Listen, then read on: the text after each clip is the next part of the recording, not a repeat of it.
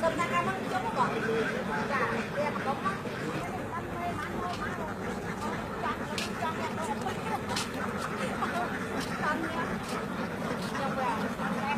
Đèn là một con thì mới đâu mình thật mà mới như này.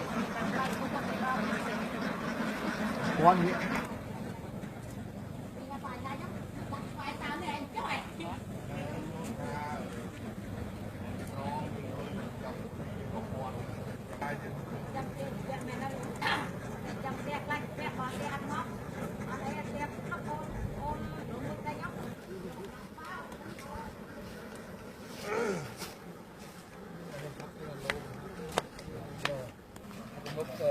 Bên công ty bữa rồi nó đặt đi cho anh đang thấp mà